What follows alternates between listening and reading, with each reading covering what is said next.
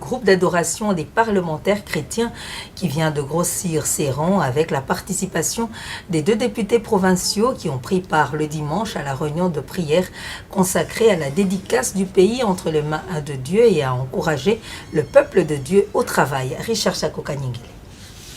L'entretien entre une délégation des groupes d'adoration des parlementaires chrétiens et les présidents de l'Assemblée provinciale de Kinshasa a certainement produit des résultats escomptés. La dernière réunion de prière de cette structure des parlementaires a accueilli les députés provinciaux de Kinshasa venus adhérer à cette vision d'adorer l'Éternel Dieu Tout-Puissant et lui accorder une place de choix dans les institutions du pays.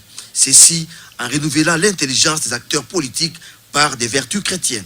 C'est un mouvement de jeunes adorateurs et de vieux adorateurs parlementaires qui ont décidé un jour de renverser la tendance, qui ont décidé un jour de placer Christ au centre des activités parlementaires et qui ont décidé de faire un travail périlleux très dangereux parce que nous nous sommes dit que derrière la dangerosité par moment se cristallise la puissance de l'Éternel.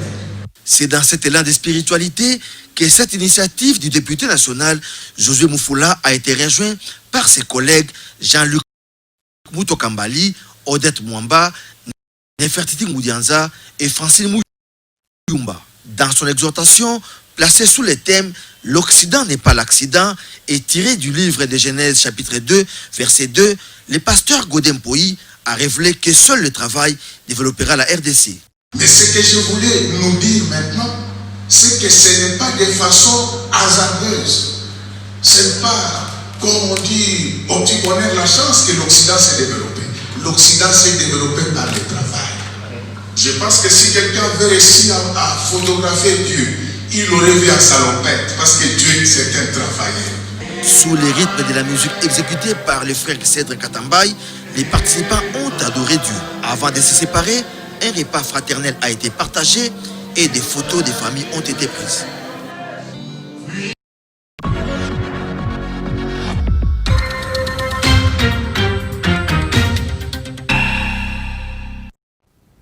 Ce qui annonce un invité sur ce plateau, il s'agit de Josué Moufoula, député national, élu de Goma dans la province du Nord Kivu, membre de la commission défense et sécurité et initiateur du groupe d'adoration des parlementaires chrétiens, GAPC en sigle. Bienvenue sur ce plateau. Merci beaucoup, grande sœur. Nous avons suivi ensemble ce reportage d'où vous est venue cette idée, dès lors que l'on sait qu'une certaine opinion pense qu'il y a beaucoup d'occultistes dans la politique. Et ce n'est pas faux du tout. Et donc, il faut dire que nous avons tous suivi, il y a quelques mois, le chef de l'État qui a décroché la timbale, je dirais, parce que tout le monde attendait un jour à ce que le pays soit dédié à l'éternel Dieu, c'est lui qui est le l'ens causa sui, et le créateur de toutes choses, le maître des temps et des circonstances. C'est lui qui détient la clé qui pourrait faire le déclic du développement de notre pays. Et donc nous avons tous salué ce courage-là, cet engagement spirituel et en même temps politique du chef de l'État, son Excellence Félix-Antoine Tshisekedi Tshilombo. Malheureusement, nous déplorons le fait que l'Église est restée dans la distraction et on ne l'a pas accompagnée. Il n'a peut-être pas beaucoup de temps pour prier, mais il fallait qu'on sente cette mobilisation, cet éveil de tout le monde pour essayer de concrétiser. Et vous avez vu toute la crise, tout ce qui se passe actuellement au pays. Personnellement, c'est une conviction personnelle. Le chef de l'État a dérangé le camp des démons et donc ils veulent à tout prix les déstabiliser. Et donc, moi je pense que le 30 juin dernier, dans nos profondes cogitations sur la situation du pays, le parcours de notre pays, à 60 ans de l'indépendance, avant même la célébration de ces 60 ans, on suppose qu'à cet âge-là, on est devenu très sage et on lègue un héritage louable à sa progéniture, mais malheureusement, à quelques heures seulement de la célébration de l'indépendance.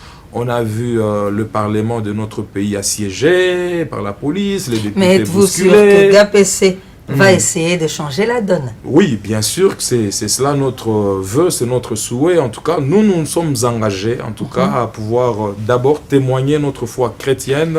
Nous croyons en Jésus-Christ, notre Seigneur et Sauveur. Nous savons que son sang coulé au mont de Golgotha nous a rachetés. Et donc, nous voulons impacter nos institutions, puisque toute autorité vient des dieux. Nous devons accompagner et soutenir cette vision du chef de l'État. Et nous avons fini avec l'installation à l'Assemblée provinciale, ici à Kinshasa. Dans les jours ou semaines à venir, nous serons à Lubumbashi tout d'abord, et puis à Lualaba. Et on va aller aussi à Goma, et on revient pour le Congo central. Et on va continuer, on va poursuivre l'extension de... Voilà. Honorable Josué Moufoula, parlons de la session ordinaire de mars qui s'est clôturée avec la prolongation de l'état d'urgence en République démocratique du Congo par le chef de l'État. Mais quel bilan pourriez-vous faire de cette session de mars? C'est à la fois un bilan, je dirais, positif et négatif. Positif dans le sens que le député national, dont le travaux parlementaire était troublé à tout moment, ils ont quand même eu le courage de pouvoir travailler et produire quelques lois et organiser même des auditions dans des différentes commissions permanentes, surtout ma commission à moi, Défense et Sécurité, présidée par l'honorable Jainet Kabila.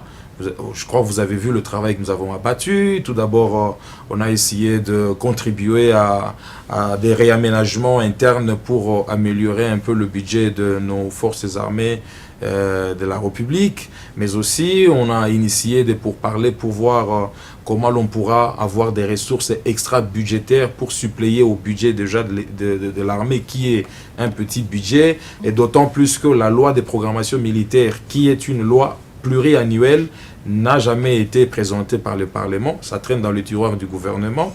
Et donc, je pense que nous avons travaillé beaucoup jusqu'à auditionner même différents ministres, organiser même des missions d'information. Et nous avons demandé à ce que l'on ait des missions d'enquête finalement pour enquêter sur les détournements des soldes de militaires décédés, les veuves militaires par exemple à Goma. J'ai un dossier de 651 veuves militaires et enfants orphelins qui ne touchent plus ou pratiquement à la totalité des soldes de leur papa ou mari décédé au front. Et donc, il y a toutes ces missions-là, je crois qu'on va effectuer dans les jours à venir. Nous avons fait de notre mieux, mais je reproche un peu au bureau de l'Assemblée nationale. Je salue, bien sûr, la sagesse, la haute sagesse et le courage de la présidente, notre présidente, Madame Janine Mabunda. En tout cas, je n'ai rien contre elle, comme certains le pensent. Dans mon regroupement, certains, je vois, depuis que j'ai reproché à ce bureau-là de ne pas respecter le règlement intérieur qui nous régit, que nous avons nous-mêmes voté, eh bien, les gens pensent que non. Je suis du FCC, mais je ne pense pas que, puisque l'on soit du FCC et l'on est censé, l'on est obligé à être des moutons. Non, ça, je m'insurge et je resterai délié de toute allégeance politique quand il s'agit des intérêts du peuple. Les assistants parlementaires, on a dit, une fois que le bureau définitif est mis en place, on doit les nommer pour qu'ils aient les frais d'installation et tout. Ça n'a jamais été fait. Le bureau a été installé depuis quand? Deuxième chose, l'article 70. Une autre question, vous étiez auteur de l'interpellation du VPM de l'Intérieur au sujet des incidents survenus à l'Assemblée nationale, mais aussi la question d'actualité qui a été adressée au ministre de l'EPST sur la reprise des cours, mais apparemment, voilà, j'ai initié plus de 5 initiatives. Nous n'avons que le moyen d'information, questions d'actualité, questions écrites, questions orales, avec débat ou sans débat. Mais pourquoi ça n'a pas été examiné? Les moyens de contrôle, l'interpellation, commission d'enquête, tout ça on a fait. Aucune n'a été programmée. Le VPM de l'Intérieur, même s'il est oncle du chef de l'État, Mais on trouble l'ordre public et tout, mais on l'interpelle, qui vient s'expliquer, on le fait échapper. Nous allons reprendre leurs études, je crois. Nos enfants vont rentrer à l'école. Je demande au ministre de l'EPSP, venez nous dire quelles sont les dispositions déjà prises par le gouvernement pour que les enfants soient épargnés de la contamination du coronavirus, ainsi que leurs éducateurs. Deuxièmement, combien d'écoles on a déjà construites dans les programmes 100 jours et où on les a construites. Troisième chose, le non payé, la NP, les enseignants, nouvelles unités. Quand est-ce qu'ils vont devenir NP, autrement dit, nous vont payer, ils vont aller enseigner les enfants des autres pendant que les leurs ne vont pas à l'école? Je pose ces questions parce que c'est ma base qui me fait pression. Je vais aller en vacances parlementaires. Qu'est-ce que je vais dire à ces enseignants? On ne fait échapper le ministre parce qu'il est du PPRD comme la présidente de Mais on est où? C'est révoltant et c'est décevant. Mais quel est le message à toute cette base de Goma pour chuter? Non, mais j'ai un contrat social avec ma base, comme le dit Jean-Jacques Rousseau. Eh bien, j'accomplis ma part de choses.